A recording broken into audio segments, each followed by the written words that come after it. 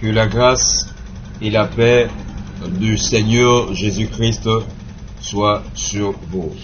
Frères et sœurs en Jésus-Christ, soyez bénis, soyez encore conduits par l'Esprit de Dieu.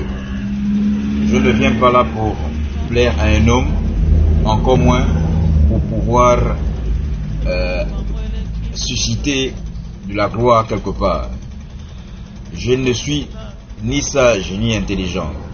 Le seul qui soit sage, c'est le Seigneur Jésus-Christ de Nazareth. Et à lui seul que revienne toute la gloire. Je viens auprès de vous parce que c'est le Seigneur qui suscite en moi par l'Esprit Saint à pouvoir édifier l'Église. C'est pourquoi je dis, je n'ai pas la vérité, mais le Seigneur m'a révélé la vérité par le Saint-Esprit. Le Saint-Esprit, c'est lui-même Jésus-Christ de Nazareth. Jésus-Christ, il n'y a pas de trinité. Jésus-Christ, c'est Dieu.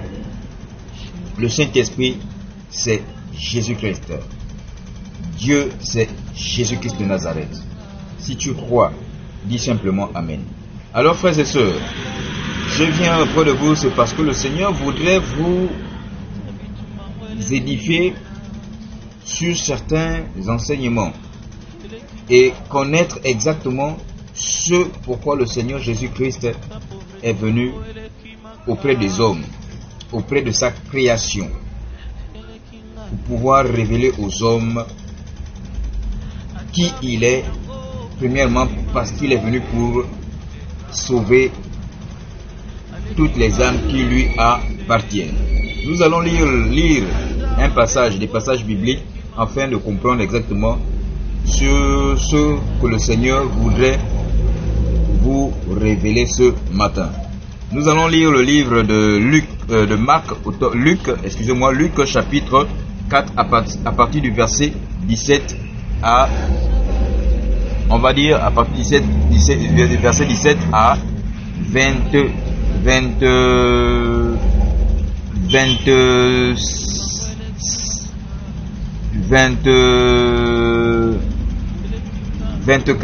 Désolé pour la répétition. Voici ce que le Seigneur dit. On lui remit le livre du prophète Ésaïe. L'ayant déroulé, il trouva l'endroit où il était écrit: L'Esprit du Seigneur est sur moi pour annoncer, parce qu'il m'a oint, pour annoncer une bonne nouvelle aux pauvres. La première mission des disciples que nous sommes, c'est d'annoncer la bonne nouvelle. La bonne nouvelle à qui? Aux pauvres. Le pauvre ici, c'est celui qui marche dans l'humilité, celui qui ne raisonne pas, celui qui se soumet à la parole du Seigneur Jésus-Christ.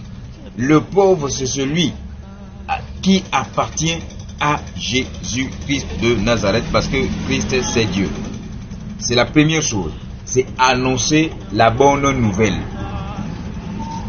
Et j'ai toujours dit, selon que le Seigneur m'a dit de dire à l'Église, la bonne nouvelle ne consiste pas à dire que si tu viens à Jésus-Christ, Jésus-Christ va te donner des centaines de millions. Jésus-Christ va te donner un meilleur travail. Qu'est-ce que vous attendez par meilleur travail? Qu'est-ce que vous attendez par meilleure santé?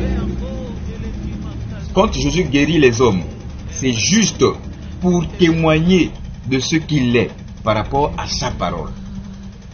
Parce que même si tu es guéri sur le plan physique, le passage obligé que le Seigneur a établi, c'est la mort. C'est-à-dire que le corps doit se séparer, le corps spirituel doit se séparer du corps matériel.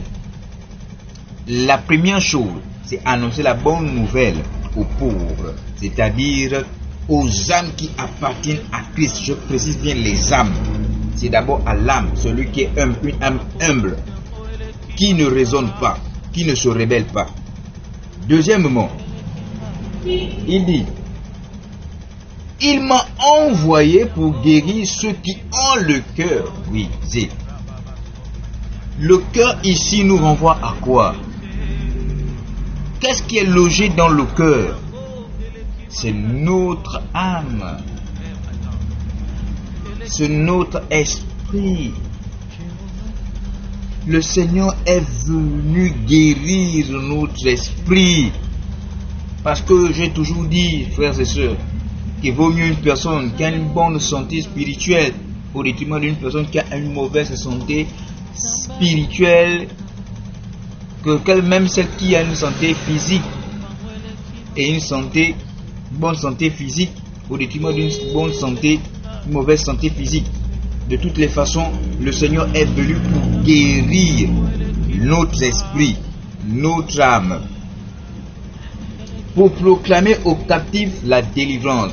Le Seigneur est venu délivrer notre âme, sauver notre âme, parce que notre âme est attachée.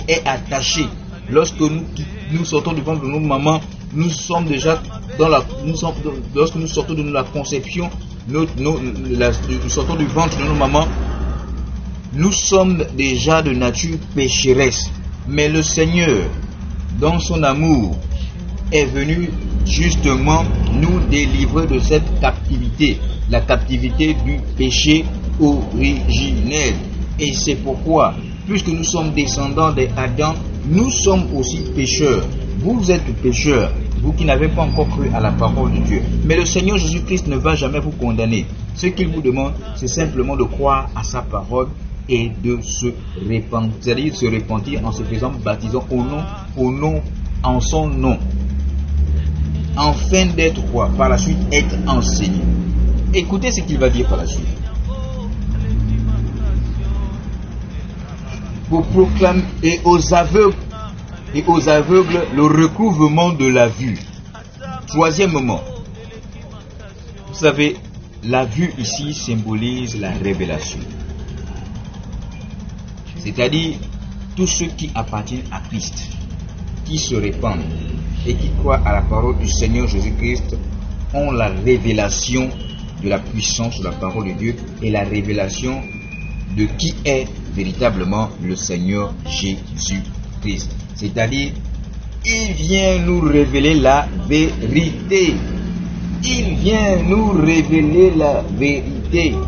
Lorsque tu n'as pas encore reçu Christ, tu es aveuglé par tout ce qui entoure les yeux, tout ce qui entoure le monde. Nous sommes liés, attachés. Nous avons plus de considération aux choses que nous voyons qui sont matérielles. Mais le Seigneur Jésus est venu ouvrir les yeux de ceux qui lui appartiennent, afin qu'ils aient la révélation de qui il est, par le moyen de sa parole et par le moyen de ceux qu'il a légué, ses enseignements qui sont les apôtres, qui ont été les témoins oculaires de notre Seigneur Jésus-Christ, le Dieu Tout-Puissant, qui est capable de prendre toutes les formes qu'il veut. Et même là, à l'instant, il peut décider de venir là. Personne ne viendra lui poser la question, pourquoi tu as pris une forme humaine? Il restera Dieu, il est Dieu. Et quatrièmement, pour publier une année de grâce du Seigneur. L'année de grâce ici, c'est simplement pour célébrer son retour lorsqu'il viendra chercher son église. Frères et sœurs, toi qui certainement me regardes, le Seigneur te tend toujours la main. Il te tend toujours la main pendant qu'il est encore temps. Ne te réjouis pas de ce que tu vis dans le monde. Réjouis-toi par contre de l'année de la saison de grâce que le Seigneur Jésus-Christ a prévu pour toi dans les lieux célestes. C'est de ça qu'il s'agit, frères et sœurs. Vous allez comprendre que le Seigneur Jésus-Christ ici était en train d'expliquer ces choses-là à ceux qui étaient dans la synagogue, c'est-à-dire à l'église. Et vous allez comprendre par la suite au verset 19. Alors il commença à leur dire: aujourd'hui cette parole de l'écriture que vous venez d'entendre est accomplie. Et chaque fois que je vous parle, par l'entremise poussée par l'Esprit de Dieu, à vous dire, frères et sœurs, il est temps que tu donnes ta vie à Christ, pendant qu'il est encore temps, avant que son retour ne s'accomplisse, parce qu'il serait trop tard pour toi de te repentir. Mais il a dit, au dernier jour, ceux qui auront cru, il leur pardonnera. Au verset 22, et tous lui rendaient témoignage. Ils étaient étonnés des paroles de grâce qui sortaient de sa bouche. Et ils disaient, n'est-ce pas le fils de Joseph? Vous voyez, les gens étaient surpris. Comme les gens l'ont vu grandir, ils étaient en train de raisonner. C'est comme maintenant tu raisonnes parce que tu ne me vois pas dans une méga église. Tu